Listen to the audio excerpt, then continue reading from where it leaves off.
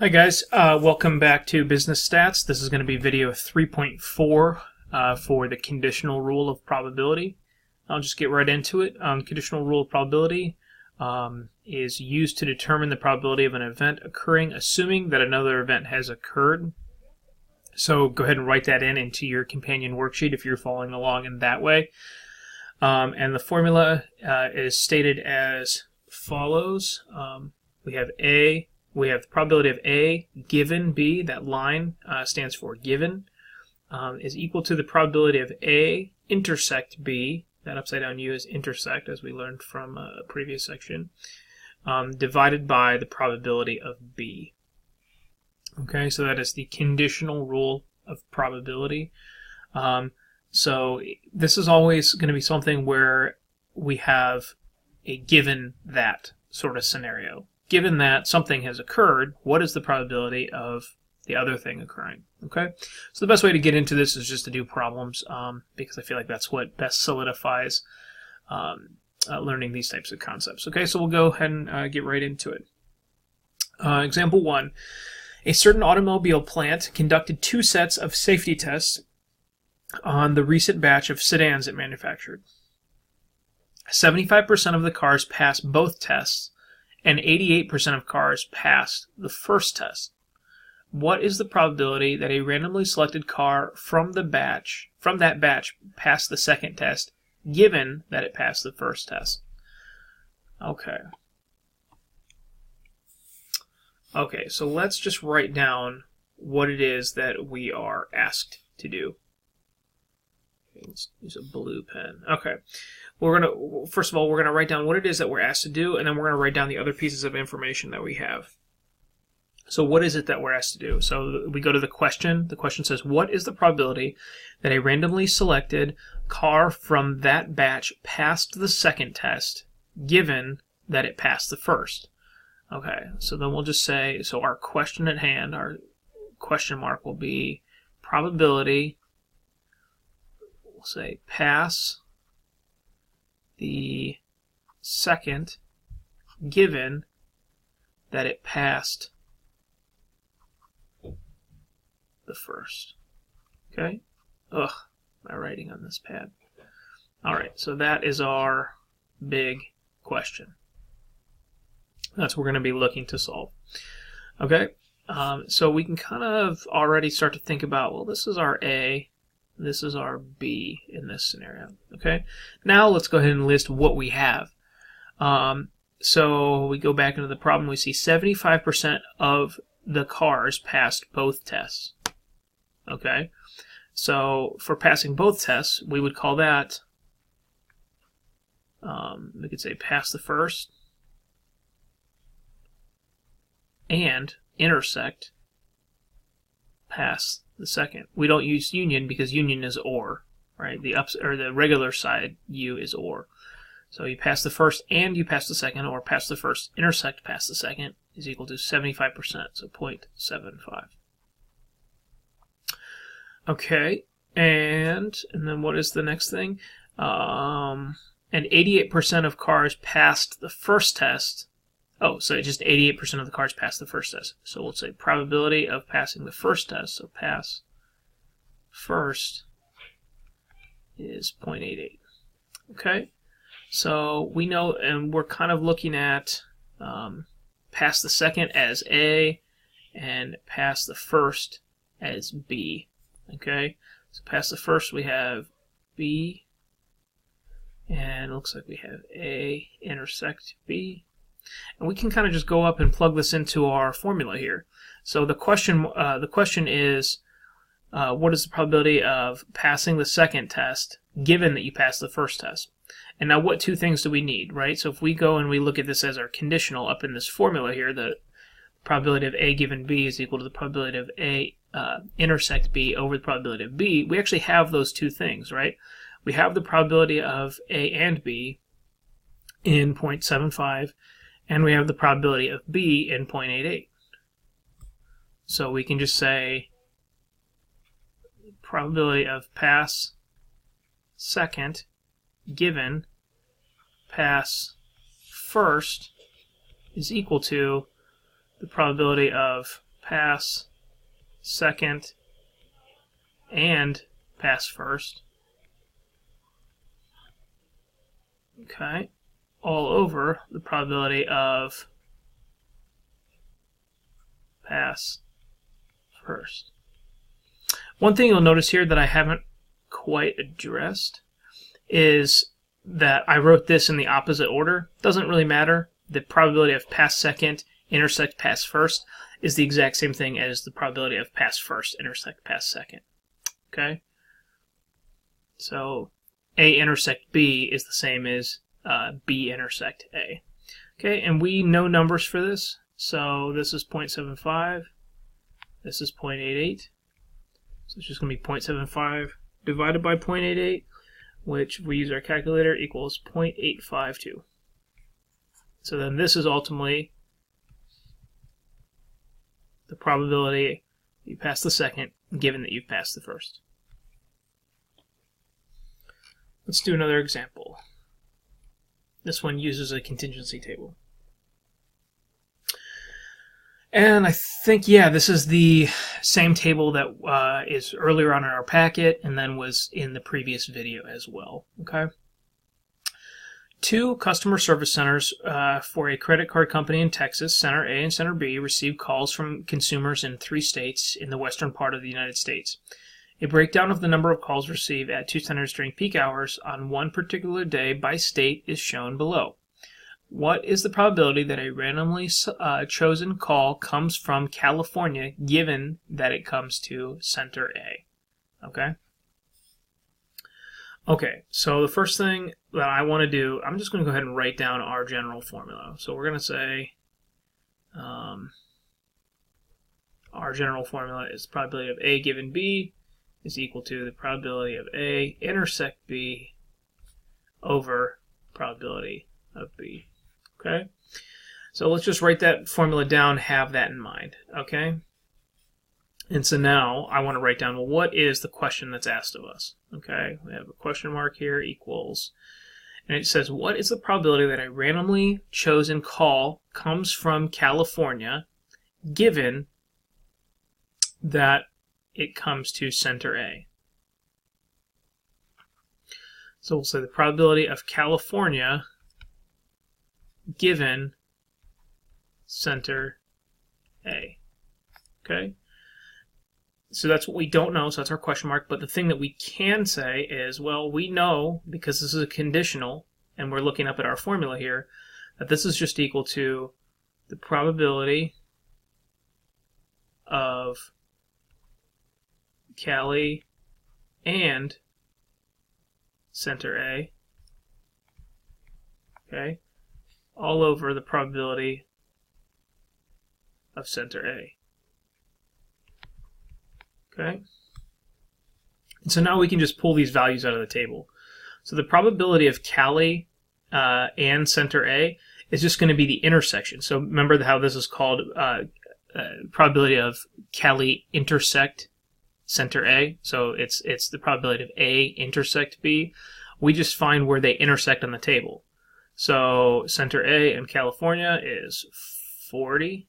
Okay, and so if we want a probability, that's just going to be 40 divided by our total. So on the top here, we get 40 divided by 218. Okay, and then the probability of Center A is just going to be the marginal probability. So we just track all the way down to Center A, and we get total 113 divided by our total of 218. Now you'll see that these 218s cancel out, and we just get 40 over 113, and that is going to shake out to be 0.354. Okay. So now it is your turn to try. So go ahead and read through you try number 1 and pause the video if you need to. Well, you will need to, because I'm going to start on the problem in about 5 seconds. But yeah, go ahead and pause the video and do your best to solve number 1.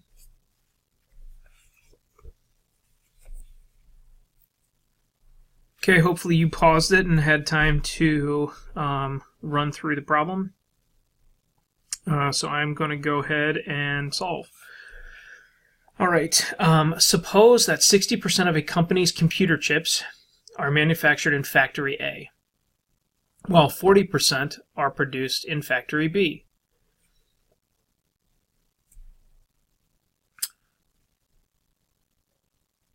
The defect rates for the two factories are 35% for factory A and 25% for factory B.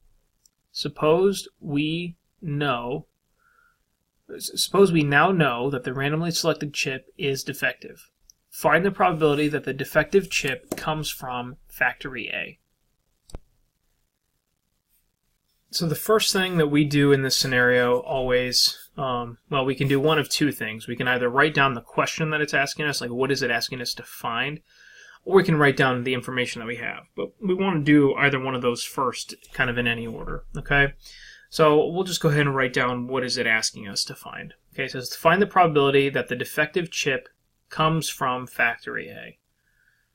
Okay, so that would be, we know that it's a defective chip, and we want to know the probability that it comes from factor A. So this is just going to be the probability of A given that it is defective. Okay? So that's a P there. Okay. And then now I'm going to list all the stuff that we know. So in the first sentence, suppose that 60% of a company's computer chips are manufactured in factory A. So the probability that something comes from A is 60%, or 0.6, while the rest come from B. Okay, 0.4. The defect rates for the two factories are 35% and 25% respectively for A and B. Okay, so what does that mean when it says the defect rate? So we have this concept of defective, okay? So that's just saying that, like, given that something is defective, the likelihood that it comes from, given that something comes from a certain factory, the likelihood that it's defective. All right, so you know, factory A's defective rate, it's given first that it's coming from whatever factory that it's coming from, and then it's defective a certain percentage of the time. Okay, so these two numbers that it's giving us are going to be the probability that something is defective given that it's coming from A, and the probability that it's defective given that it's coming from B. Okay, so A's is 0.35 and B's is 0.25. Okay, so now it is asking us to find, well, what is the probability of A given D? Okay, well, we just learned the conditional formula, right? So we could break this probability of A given D down into its intersection over the probability of D if we wanted to. And eventually we're going to do that. But the first thing I want to do is let's throw these into a contingency table, and let's find all of the probabilities that we need. So like in the last problem, we had this big contingency table given to us, and it was a contingency table of raw data. But now let's take the information that we have and turn that into a contingency table.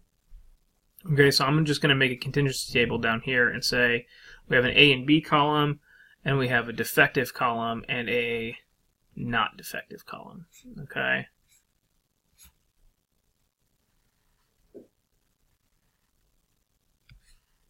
Not too bad. Not too bad at all. All right. So in any contingency table, we know that the total probability of everything is going to be 1. So our total here is 1. This differs a little bit from what we just looked at. What we just looked at was a contingency table of raw data, right? So this contingency table right here has 218 calls in it, or units, you know, whatever unit that is, there's 218. Now we're making a contingency table that is purely probability. Okay, it's purely probability based. So if we were to like look back at this contingency table and divide everything by 218, then this number would become 1. You know, the total of totals number would become 1, and then everything else would then be the probabilities therein, right? So now we're just going to go ahead and we're going to make a probability contingency table right here, okay? If this is the first time you're seeing this, that's fine.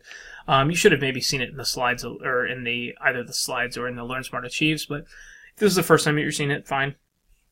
That's okay. This will be the example. But okay, so let's look at our list of information over here and plug it into the contingency table. So we have the probability of A. So the probability of A, we just march down, and that's going to be our marginal probability, 0.6. Okay. Our probability of B we have is 0.4, so that's perfect. Okay. Now the thing about these points here on the inside, okay, these are intersection points. So all of these inner probabilities represent A intersect D, A intersect D naught, B intersect D, and then B intersect not D. Okay, so that's that. The thing is, we don't have those intersection probabilities in here, and we don't have the D and not D marginal probabilities. But what we do have is we have conditional probabilities, and we know a formula for a conditional probability. So we have that same, conditional probability form, which unfortunately we have the same formula, but we're using A and B in this problem, so I don't want to confuse you. But we know, let's just put it this way, if we were to break these two probabilities down, or one at a time down, we could then figure out what the intersection points are. So I'll go ahead and do that, and you guys let me know if you have any questions via email or in the discussion boards about this process. But basically, I'm taking the formula that we just learned, applying it to what we know, and we're going to get those intersection probabilities. Okay. So the probability of D given A is just the probability of D and A over the probability of A. And then the probability of D given B is equal to the probability of D and B all over the probability of, probability of B. What on earth?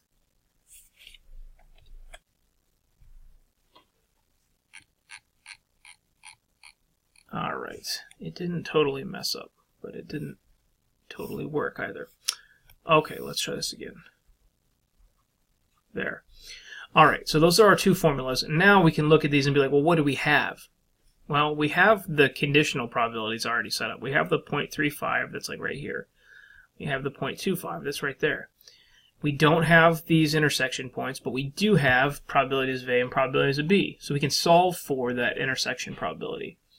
So our probability of A is 0.6. So I'm just writing these next to them. So this isn't like an official mathy way to, go about this. I'm just like pointing the 0.6 next to it, noting that that's what it is, okay? And then probability of B, 0.4, okay? And then we would use cross multiplication, and we would just figure out, well, the probability of D and A, well, that's going to be equal to 0.35 times 0.6. The probability of D and B is equal to 0.25 times 0.4. We go ahead and we calculate what those are. This one is going to be 0.21. Okay, so we're finding the intersections, and this is going to be 0.10. So now we can plug those in. So the intersection of D and A is 0.21, and the intersection of D and B is 0.10, right? We can add these up to get the marginal. So 0.21 plus 0.10 is 0.31. And then these need to add to 1, right? So then we know that this is just 1 minus 0.31, or 0.69. And we also know that these need to add as well. So this becomes 0.3, and this becomes 0.39. Okay?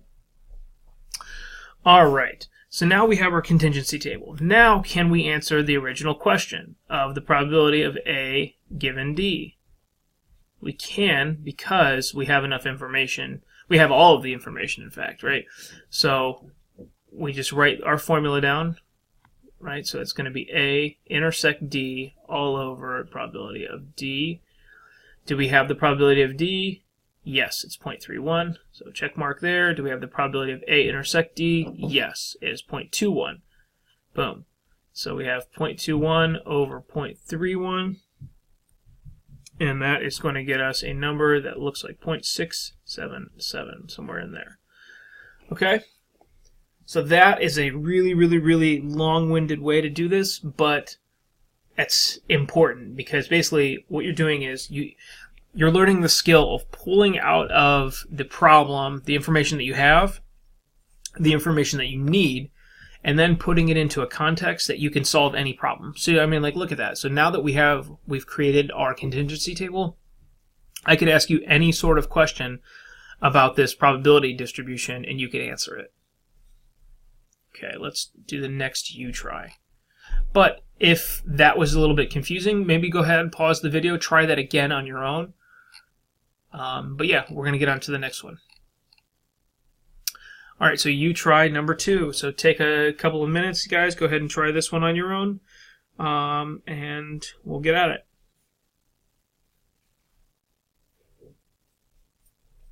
Okay, hopefully you guys had a chance to work on that. We're going to go ahead and get into it. An auditing firm has developed a set of criteria for determining whether a particular account and its balance is in error. Historically, at companies where the gross sales are under 25 million, they know that of balances that were in error, 75% were regarded as unusual. Jeez. Okay. Assume company A shows a history of only 10% of the account balances being in error, and it also shows that 25% of the account balances were unusual.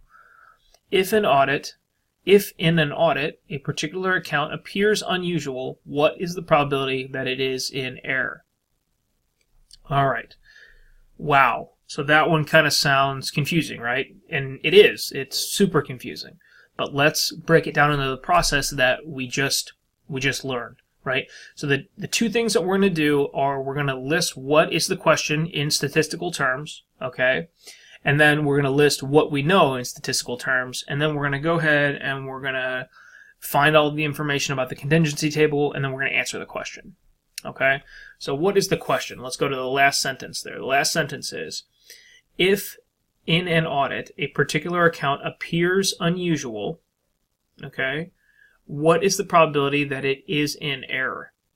Okay? So given that it is unusual, what's the probability that it's in error? So we say the probability that something is in error given that it's unusual. Okay, this is our big question mark. Now, let's write down the information that we have. An auditing firm has developed a set of criteria for determining whether a particular account and its balance is in error. Great.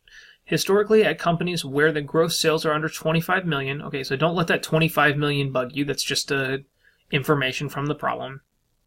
They know that of balances that were in error. Okay, so that sentence right there is very important. Of balances that were in error. So given that they're in error, 75% were regarded as unusual. Okay, so the probability that something is unusual given that it's in error, okay, is 0.75. Very important. So go ahead and read through that again on your own. Make sure that you understand why that is the case. They know that of balances that were in error, so given that they're in error, 75% were unusual. So remember that first letter, the first thing in that given phrase, or in that conditional phrase, is the thing that we're looking to solve the probability for. So we're wanting to know the probability that something is unusual given that it's in error. Okay? So that's what we know. That's one piece of information that we know.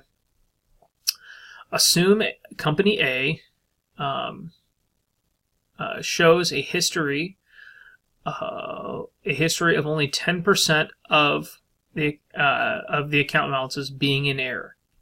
Okay, so the probability of being in error